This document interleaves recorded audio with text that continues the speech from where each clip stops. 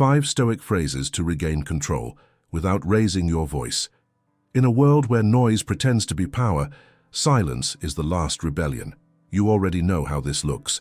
2 people arguing, both convinced that the loudest voice wins. A workplace meeting where no one listens because everyone is waiting to speak. A traffic jam where horns blast as if sound could move cars. Even online, where strangers who have never met throw insults with the hope of wounding. The pattern is everywhere. Shouting, reacting, posturing, mistaking volume for strength. But here is the paradox. The moment you shout back, you lose control. You've given away your peace, your clarity, and your authority. Think about the last time anger pulled you into its grip. Maybe a family member said something unfair. Maybe a stranger disrespected you. Maybe your patience cracked under pressure. For those minutes, you weren't in charge. Your emotions were. And afterwards, when the dust settled, you wondered why you let yourself get dragged down. This is why silence is not weakness. Silence is strength. The refusal to be provoked is a choice so rare today that it feels radical. And yet, it was the foundation of one of the most practical and unshakable philosophies ever lived: Stoicism. Stoicism is not abstract. It was not written for classrooms or ivory towers. It was forged in the streets of Athens and sharpened in the Empire of Rome. Marcus Aurelius, a man burdened with ruling one of the largest empires in history, wrote not about conquering others, but about conquering himself.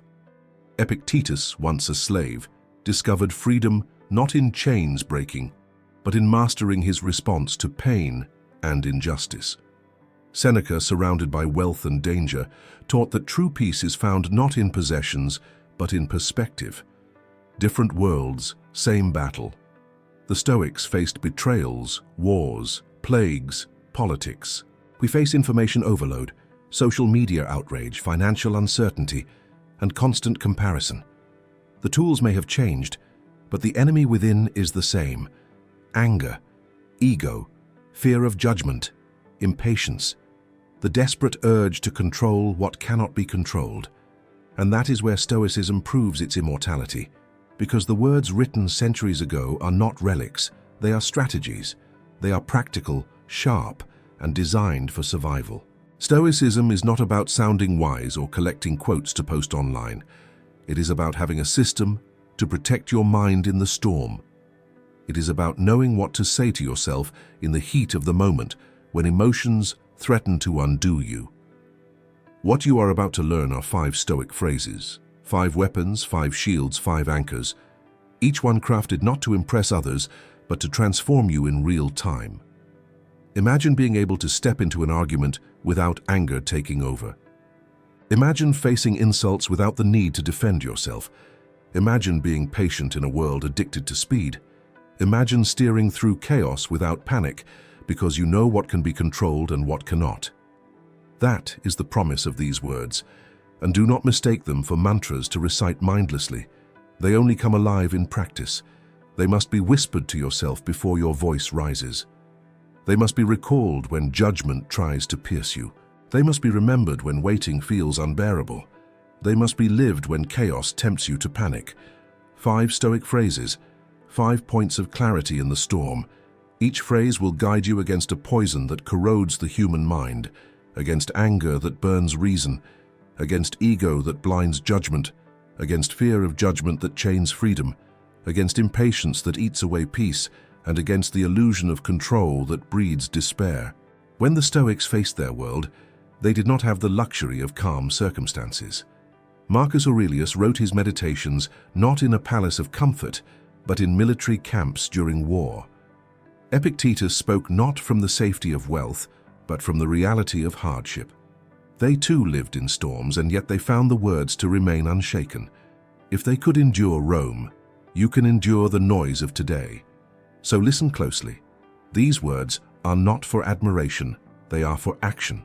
They are the difference between being consumed by the world or mastering yourself within it. And once you carry them, you'll realize something profound. The greatest power is not in forcing others to listen. The greatest power is in mastering the one voice you can always command, your own. The fire in another cannot burn me unless I open my chest to it. Anger is one of the most contagious forces in human nature. It leaps from person to person, like fire passing through dry grass. One spark, one insult, one disrespectful glance, and suddenly the flames spread. You feel it in your body before you even realize it. Your pulse quickens, your jaw tightens, your words sharpen. Anger seduces you into thinking it is strength. But in reality, anger is a thief. It robs you of clarity. It clouds your judgment. It makes you a servant to the very person who provoked you. The Stoics understood this danger well. Seneca wrote entire essays warning that anger is the most destructive of emotions, not because it hurts others first, but because it consumes the one who carries it. Think about it. When you lash out, who suffers more? The person who hears your shout for a few seconds, or you who spend hours replaying the moment in your mind, feeling your stomach churn, regretting your loss of control? Anger burns longer in the one who hosts it. That is why the Stoics taught, the flame in another can only scorch you if you invite it inside. Let's make this modern. Imagine you're driving and another driver cuts you off. Immediately you feel it, the sudden rush of heat, the urge to shout, the temptation to chase them down. What happens if you give in? For the next 10 minutes, your thoughts spin in fury, your body pumps stress hormones, your focus is lost. And for what? The other driver has already moved on, completely unaware of the chaos boiling inside you. You let their spark ignite your chest, and now you carry the fire they left behind. This is the essence of losing twice. First to the provocation, second to your own reaction. But what happens if you don't open your chest? If you see their anger as a torch waved in the air, but you refuse to bring it into your lungs? Suddenly, their fire dies without fuel. Your calmness extinguishes their power. You remain steady while they burn themselves out. This is what Marcus Aurelius meant when he said, "The best revenge is not to be like your enemy." The same applies in conversations. Picture a meeting at work where someone publicly questions your ability. The room is watching, waiting for your reaction. You have two paths. The first, snap back, raise your tone, defend yourself with heat. You may feel powerful for a moment, but the tension grows, the room stiffens, and respect quietly drains away. The second, you pause, you breathe, you speak with calm clarity, or you choose silence altogether. The contrast between their agitation and your composure is undeniable. Without raising your voice, you show strength. People remember not the noise, but the steadiness. This is the secret of Stoic anger management. Not suppression, but refusal. You don't push anger down and let it rot inside. You simply decline to host it. Like a candle placed in a storm but protected by glass, you allow the world to rage without letting the flame within you be extinguished. And here lies the practice. When you feel the spark of anger, you must ask yourself, whose fire am I carrying? Do I really want to give them control of my heart? This pause alone is enough to weaken anger's grip. Because anger thrives on immediacy, it wants you to react before you think. But the moment you create space, the fire loses its oxygen. The modern world rewards outrage. Social media algorithms thrive on it. Businesses profit from it. Headlines feed on it. Anger is currency in today's society, but for the Stoic, outrage is not strength. It is weakness disguised as energy. Real strength is choosing not to burn. Real strength is walking through fire without letting the flames inside. So remember this phrase: the fire in another cannot burn me unless I open my chest to it. Carry it with you. Repeat it when someone cuts you off in traffic, when someone insults you online, when a co-worker tries to provoke you. Visualize yourself as that candle in a glass jar, steady against the storm, and watch as anger passes you by, powerless, because you refuse to feed it. Silence is the sharpest edge. It cuts pride without leaving blood. Ego is a shadow that follows us everywhere. It whispers in our ear when we are challenged, when someone questions us, when we feel the sting of being overlooked. Ego insists, defend yourself, prove them wrong, show them you are greater.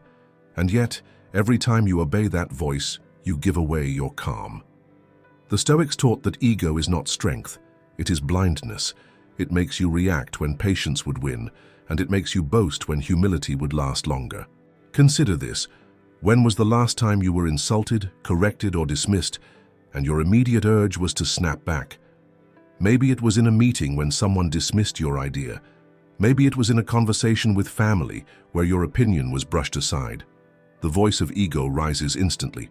How dare they? Don't they know who I am? And yet, what happens when you speak from that place? You don't build respect. You reveal fragility. The louder the defense, the weaker the position appears. The Stoics believed that silence, not noise, reveals true strength. Silence unsettles ego-driven people because it denies them fuel. When insulted, if you respond with calmness or no response at all, you demonstrate mastery. You cut through their pride without ever lifting a blade. Think of it as a duel. One fighter draws a sword and swings wildly, expecting resistance. But the other doesn't swing back. Instead, he lets the attack exhaust itself. The aggressor looks foolish, while the one who stood steady walks away, untouched. Let's place this in a modern example. Imagine a co-worker tries to embarrass you in front of others. One path is to answer with equal sharpness to protect your pride, but the room doesn't just hear your words, they feel your energy. They see tension rise, voices clash, and professionalism dissolve. The other path? You take a moment. You breathe. You answer with calm brevity, or you let silence stand as your response. In that silence, you claim authority. Your composure speaks louder than any defense could. The room remembers your control, not your outburst. This is why silence is the sharpest edge. It doesn't leave scars, but it cuts away illusions. It exposes the insecurity in the one who shouts. It reveals the patience and control in the one who stays quiet. Ego thrives on reaction, but it withers in silence. Think of Marcus Aurelius, who wrote privately to himself rather than lashing out publicly at his critics. Or Epictetus, who taught that when insulted, you should pause and ask, "Is this true?" If it is, the insult only points to reality, and reality needs no defense. If it isn't true, then why waste energy on a lie? Either way, silence protects you. In a world where social media pushes us to react instantly, to defend our image, to project confidence at all costs, choosing silence is an act of rebellion. It is a choice to place peace above pride. It is to understand that dignity doesn't require noise. Here is the practice. The next time you feel the sting of ego rising, when someone interrupts, mocks, or dismisses you, catch that instant urge to react. Imagine yourself holding a blade, but instead of striking, you simply let it rest. The silence becomes the cut. The insult passes, the tension fades, and your authority remains intact. Carry this phrase with you. Silence is the sharpest edge. It cuts pride without leaving blood. Let it remind you that not every battle deserves a swing of the sword. Sometimes the greatest show of power is not to fight at all, but to stand unshaken, letting silence do the work that ego never could. They may judge the echo, but they cannot shape the voice within me. Few forces are as quietly destructive as the fear of judgment. It sits like a shadow in the mind, shaping what we say, how we act, even what we dare to dream. We silence ourselves not because the world has forbidden us, but because we imagine the weight of its opinion pressing down on us. The Stoics knew this fear well, and they named it for what it is, a cage built from thoughts, not reality. When you worry about what others think, you hand over your freedom. You become a performer on their stage, chasing approval, avoiding criticism, adjusting every step to please an audience that is never satisfied. But here is the truth. People will always judge. They will judge your silence, your words, your actions, even your lack of action. You cannot stop the echo of their opinions. Yet the Stoics remind us, you can always protect the inner voice that belongs only to you. Picture this. You post an idea online, or you speak up in a meeting. Someone responds with criticism, maybe even mockery. In that instant, fear rises. What if they're right? What if everyone sees me differently now? This is where most people retreat. They delete the post, they stay quiet next time, they shrink themselves to fit the comfort of others. But ask yourself, did their words truly shape who you are, or did they only rattle the echo outside? Your inner voice, the one you live with every day, remains untouched unless you surrender it. Marcus Aurelius wrote, "I have often wondered how it is that every man loves himself more than all the rest of men, but yet sets less value on his own opinion of himself than on the opinion of others." He saw the madness clearly. We know ourselves better than anyone, yet we allow strangers' judgments to weigh more heavily than our own reason. Fear of judgment is irrational because it gives power to voices that may not even matter, voices that change from one day to the next. Think about the times you held back because of imagined judgment. Maybe you wanted to start a project, change a habit, speak an uncomfortable truth. You stopped not because it was impossible, but because you feared whispers, raised eyebrows, or online comments. Yet when you deny your own voice, you live as a servant to theirs, and nothing is more exhausting than trying to control the shifting winds of opinion. The Stoic solution is not arrogance, it is clarity. You do not need to harden into defiance or pretend you don't care. You simply remind yourself, they may judge the echo, but they cannot shape the voice within me. Their words may circle the air, but they cannot touch your inner reason, your inner character, your inner truth. Here is the practice. The next time fear of judgment rises, pause. Ask yourself, whose voice matters more? Theirs, which changes with the weather, or mine, which I must live with every day? Picture yourself as a mountain. The winds howl, clouds gather, storms rage, yet the mountain does not move. Opinions may swirl around you, but they pass like air. Your roots remain deep, your ground unmoved. Remember this, judgment is inevitable, but captivity is optional. The world will always echo with opinions, but the voice within you is yours alone. Guard it, trust it, strengthen it, and carry this phrase with you. They may judge the echo, but they cannot shape the voice within me. The fruit ripens in silence. My time will come the same way. Impatience is one of the most subtle destroyers of peace. It creeps into your thoughts when progress feels too slow, when results don't come quickly enough, when life seems to test your endurance. It convinces you that if something doesn't happen now, it might never happen at all. And so you push harder, rush decisions, force outcomes, and in doing so, you exhaust yourself long before the finish line. The Stoics understood this poison well. They saw impatience not as energy, but as weakness disguised as urgency. Look at nature. A tree does not demand its fruit appear overnight. The river does not carve stone by force, but by persistence. The sun does not rise faster because you're tired of waiting for dawn. Everything unfolds in its time, and it is only humans who fight against this law of nature. We rush, we compare, we demand, we chase. And in the process, we forget that growth, both outer and inner, happens slowly in silence without spectacle. Think about your own life.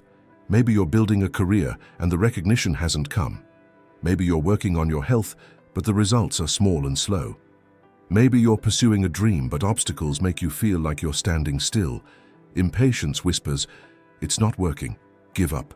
Force something else." But impatience doesn't shorten the journey. It only makes every step heavier. The Stoics remind us, value is proven through time, and what is rushed rarely endures. Seneca once wrote, "It is not that we have a short time to live, but that we waste much of it."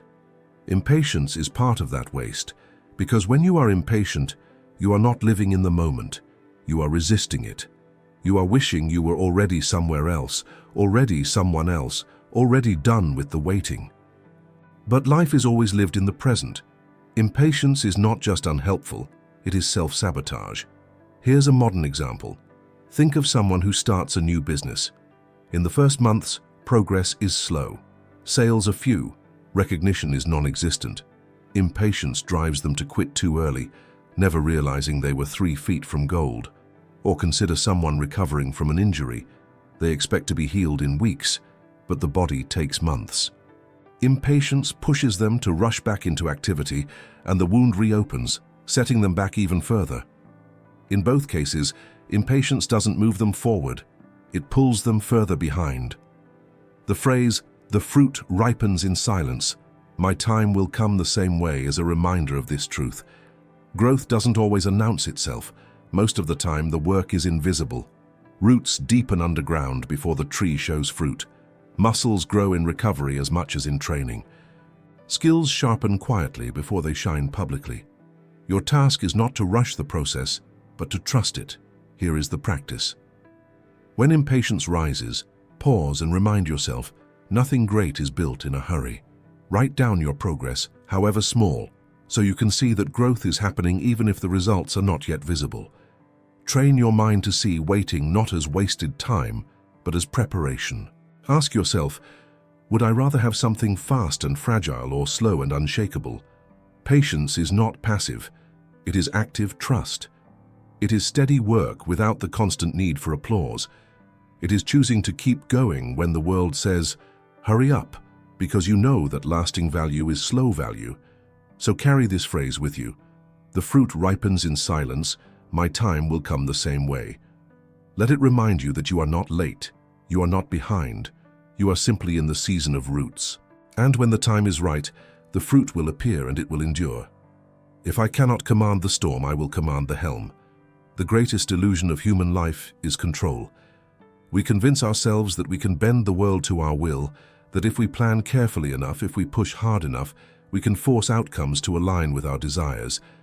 But storms do not ask our permission. Markets collapse, health shifts overnight, people betray us, accidents happen, tragedies strike. The universe does not bend to our timeline. The Stoics knew this well, and they warned, much of life is outside your command. And if you cling to the belief that you can control everything, you will break the moment reality refuses to obey. But here is the power. While you cannot command the storm, you can always command the helm.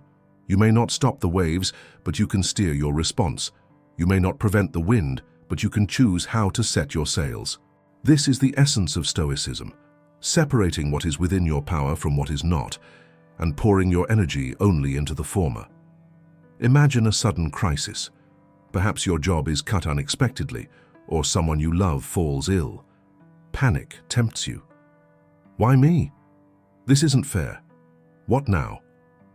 You cannot control that the storm arrived, but you can control whether you collapse into despair or take the helm and steer toward what must be done. That shift, from demanding life to obey you to commanding yourself to act, is the difference between drowning and enduring. Marcus Aurelius faced plague, betrayal, and endless war. He didn't control those events, but he controlled his thoughts. He wrote, "You have power over your mind, not outside events. Realize this, and you will find strength." That is the compass for every storm. Consider a modern example. The economy shifts, and your business suffers. You can spend months raging against circumstances, or you can command the helm. Adjust your strategy, cut waste, adapt. Or imagine a relationship ending unexpectedly. You cannot force someone to stay, but you can control your dignity in leaving, your effort in healing, and your choice to keep moving forward. This phrase is not about surrender, it is about focus. Commanding the helm means you stop wasting energy on the waves you cannot calm, and instead direct it towards steering with wisdom. It means asking, what is mine to do right now? What small, clear action moves me forward? That question alone is enough to reclaim power in the middle of chaos. Here is the practice. When storms come, and they will, remind yourself of two circles: the outer circle, things beyond your control, and the inner circle, things fully yours. Each time anxiety rises, place the thought in the right circle. If it belongs to the outer, release it. If it belongs to the inner, act on it. The more often you do this, the steadier your helm becomes. Picture yourself as the captain of a ship. Waves tower, winds scream, the storm rages. Passengers panic, the deck tilts, chaos surrounds you, but your hands stay firm on the wheel. You cannot calm the sea, but you can steer. You cannot stop the storm, but you can keep the ship from breaking apart. That image is the Stoic life. Authority not over the storm, but over the self. So carry this phrase with you. If I cannot command the storm, I will command the helm. Repeat it in moments of chaos. Whisper it when panic rises. Anchor yourself with it when the world spins beyond reason. Because control is never about bending life to your will. It is about bending your will to meet life with strength, clarity, and calm. The ancients fought their battles in arenas, in courts, in marketplaces. Today the battlefield has shifted, but the war is the same. Our enemies are not gladiators with swords. They are distractions, provocations, and pressures disguised as everyday life. The modern battlefield is the office where politics thrive louder than reason. It is the endless feed of social media where outrage is rewarded more than truth.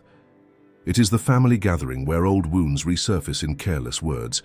It is the inner war we fight each morning when anxiety rushes in before we've even left the bed. This is why Stoicism is more vital now than ever. The world no longer tests us with physical combat, but with a constant barrage of noise designed to steal our attention and inflame our emotions. Algorithms are built to keep you angry. News headlines are written to spark panic. Conversations online rarely aim at clarity. They aim at victory through humiliation, and yet this environment is nothing new. The Stoics would recognize it instantly, a crowd that shouts, provokes, and demands reaction. Think about how quickly we are pulled into unnecessary battles today. A stranger comments on your post with venom, and suddenly your blood pressure rises. A colleague undermines you in a meeting, and the impulse to retaliate grows heavy. A politician speaks, a headline spreads, a rumor circulates, and before you realize it, you are consumed by anger, judgment, fear. But ask yourself, who benefits when you lose your calm? Who gains when you spend your energy on battles that don't matter? Not you. The Stoic counter-weapon is restraint. Where the world provokes noise, Stoicism teaches silence. Where the world demands reaction, Stoicism teaches pause. Where the world insists that power is measured by domination, Stoicism shows that real power is measured by self-command. The modern battlefield cannot be won by shouting louder than the next person.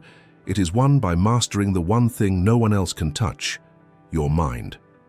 Picture two scenarios. In the first, you enter a heated online debate, typing furiously, trading insults with strangers you will never meet. Hours pass, your peace evaporates, and nothing has changed. In the second, you see the same provocation, but instead of reacting, you pause. You decide it does not deserve your energy. You move on with your day, carrying your peace with you. In the first, you surrendered control. In the second, you claimed victory without fighting. This is why the Stoics remind us, do not waste your life on battles that don't matter. Your energy, your clarity, your focus, they are the most valuable resources you have. Do not give them away to headlines, to trolls, to petty arguments. Choose your battles wisely, and more often than not, the greatest battle is to not fight at all. So when you face the modern battlefield, remember this: strength is not found in noise, it is found in clarity, and clarity is found in restraint. In a world addicted to provocation, the calmest person in the room becomes the most powerful. There is a strange truth about human conflict. Nothing unsettles an aggressor more than calmness. When someone attacks you with words, they expect resistance. When someone provokes you with anger, they expect escalation. When someone mocks or criticizes you, they wait for the defense, for the counterpunch, for the proof that they've struck a nerve. But what happens when you refuse to give them what they want? What happens when you do not react? Suddenly, the entire weight of their effort collapses because power only lives in the reaction it provokes. The Stoics understood this with absolute clarity. They taught that insults are powerless unless you let them land. Epictetus said, "If anyone speaks ill of you, consider whether he has truth on his side. If he does, correct yourself. If not, laugh at it." This is not weakness. It is strategic strength. Because non-reactivity is not passivity, it is mastery. It is choosing to control the one thing that is always yours, your response. Think about a time someone insulted you.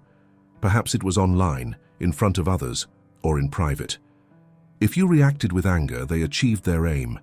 They drew you into their chaos, and they controlled you for that moment. But if you stayed calm, if you answered with measured words or with silence, the power shifted. They revealed their instability, while you revealed your command. The audience, whether one person or a room full, always remembers who lost their temper, not who stayed composed. Modern psychology confirms what the Stoics already knew. Aggression thrives on energy exchange. If someone shouts and you shout back, the energy doubles, spirals, and consumes both sides. But if someone shouts and you remain composed, their energy has nowhere to land. They burn themselves out while you remain whole. Non-reactivity is not about suppressing your feelings. It is about choosing not to let someone else dictate the quality of your mind. Picture a heated argument at work. One person grows red with anger, slams the table, raises their voice. Another remains calm, measured, speaking slowly. Which one do people trust? Which one do they follow? Authority is not in the volume of the voice, but in the steadiness of the mind. This is why the phrase "an insult only hurts if you let it land" is more than philosophy. It is a practical shield. The next time someone tries to provoke you, imagine their words as arrows. You can choose to catch them and wound yourself, or you can let them fall to the ground harmless. The choice is yours. Here is the practice. The next time you are provoked, pause before reacting. Count your breath. Remind yourself, their storm is not mine. Then either respond with clarity or not at all. Silence can be the sharpest rebuke because it exposes their noise for what it is, empty. Non-reactivity is not about ignoring injustice or avoiding responsibility. It is about responding from reason, not impulse. It is about showing that your inner fortress cannot be breached by someone else's rage. In a culture that rewards outrage, the person who cannot be provoked becomes untouchable.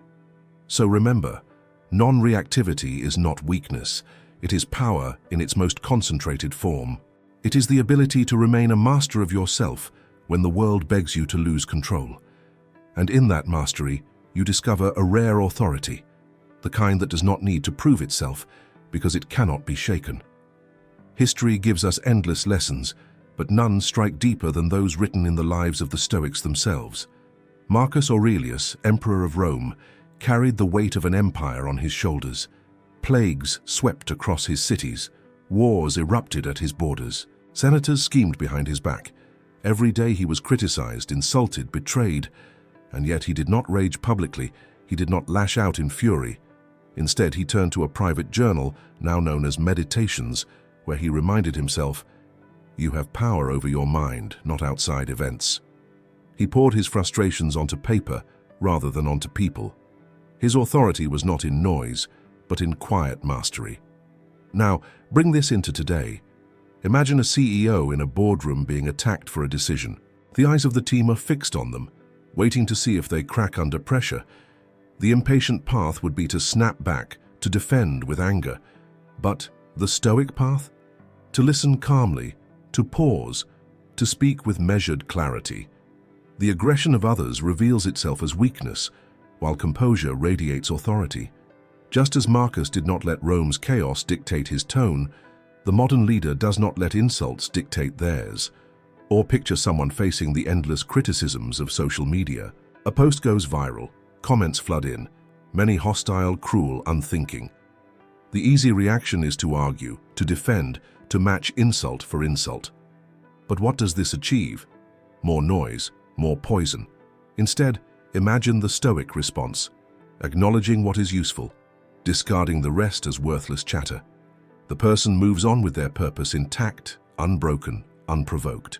Just as Marcus Aurelius ignored the chants of the crowd, this modern Stoic refuses to be ruled by strangers hiding behind screens. Epictetus, who was born into slavery and later became a teacher, offers another image. His body was broken, but his spirit was unshakable. When insulted or mistreated, he would often respond not with rage but with questions. Is it true? If yes, I will correct myself. If no, it means nothing to me. Imagine applying this today. Someone mocks your work, questions your choices, criticizes your path. Instead of fighting them, you turn inward. Is this true? If it is, you learn. If it isn't, you laugh. Either way, their words lose all power over you. These stories remind us that Stoicism is not theory, it is lived. Marcus Aurelius did not write for fame. His journals were private exercises to anchor his mind. Epictetus taught not in luxurious halls, but in the simplicity of a school for those who sought wisdom over status. Seneca, though entangled in politics, reminded himself constantly that wealth and reputation mean nothing if your mind is enslaved to fear and anger. Their strength was not that they avoided storms, but that they learned to steer through them. Authority does not need noise, it radiates presence. A calm mind becomes a lighthouse in the chaos, guiding others by example rather than force. That is the power of Stoic resilience. Its lessons are written not in words alone, but in lives lived through storms without losing control. If these words have given you clarity, then carry them beyond this moment. Philosophy is not meant to stay in books or on videos. It is meant to live inside you, to guide you when the pressure rises and the noise closes in. Share these phrases, not just with your lips, but with your actions. Let others see in you the strength of calmness, the authority of silence, the power of restraint. And if you want to keep sharpening that inner fortress, stay with this journey. Subscribe so you never walk unarmed into the storms of daily life. Each lesson builds on the last, giving you more tools, more shields, more anchors to master yourself. Share this with someone who struggles with anger, with fear, with the weight of judgment. Let them see that there is another way, that control does not mean shouting louder, but standing taller in silence. This channel is not about empty motivation. It is about practice. It is about bringing the wisdom of Marcus Aurelius, Epictetus, and Seneca into the world we face today. Traffic, deadlines, criticism, uncertainty. If you return here, you will find not just words, but strategies to live with strength, peace, and purpose. So take the next step. Join, follow, and carry these Stoic lessons into your life, because calmness is rare, clarity is rare, and those who master them will always stand out, not because they shout, but because they cannot be shaken.